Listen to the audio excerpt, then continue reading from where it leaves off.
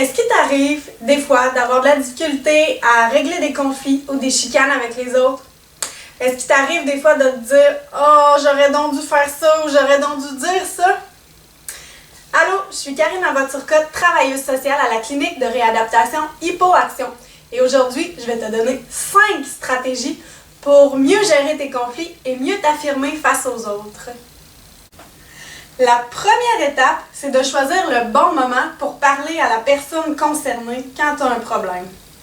Par bon moment, ce que je veux dire par là, c'est que si toi, tu es trop triste, trop en colère, trop fâché, ben c'est pas le bon moment pour parler avec la personne concernée.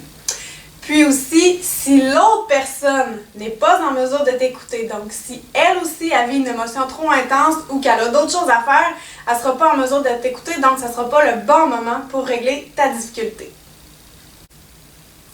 La deuxième étape, c'est de parler au « je ». Ça veut dire de commencer tes phrases par « je ». De cette façon-là, l'autre personne va se sentir moins attaquée.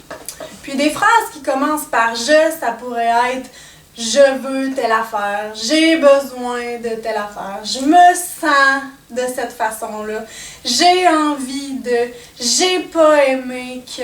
Donc c'est toutes des petites idées pour parler, pour aborder l'autre personne, qui va faire en sorte qu'elle va se sentir peut-être plus ouverte à communiquer avec toi puis à régler un conflit. La troisième étape, c'est de nommer comment tu te sens et quels sont tes besoins. Donc ça veut dire que plutôt que de faire des reproches à l'autre personne, plutôt que de l'insulter ou de lui dire plein de choses qu'elle a faites de pas correct, nomme comment toi tu te sens.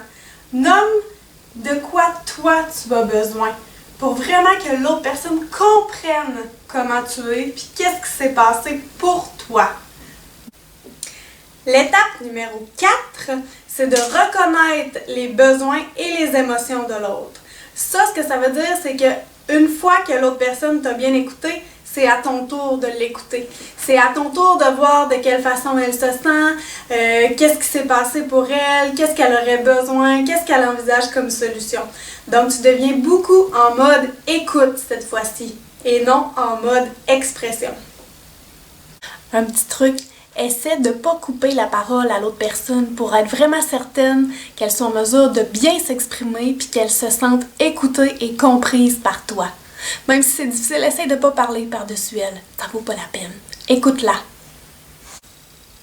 La 5e étape, c'est de se centrer sur les solutions. Maintenant que tout le monde a parlé, tout le monde s'est exprimé, vous vous êtes écouté, vous vous êtes compris, c'est temps de trouver une solution.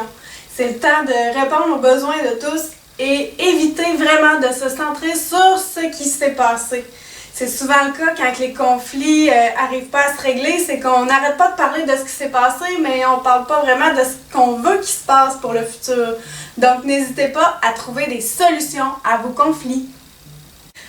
Alors voilà, ce sont maintenant les 5 étapes pour mieux gérer tes conflits et t'affirmer face aux autres. Si jamais c'est encore difficile pour toi, malgré mes suggestions, je t'invite à communiquer avec un travailleur social ou un psychoéducateur. Ici, à la clinique de réadaptation Hypoaction, on est toute une équipe qui peut te venir en aide si jamais tu as besoin. Alors merci et au plaisir! Bye!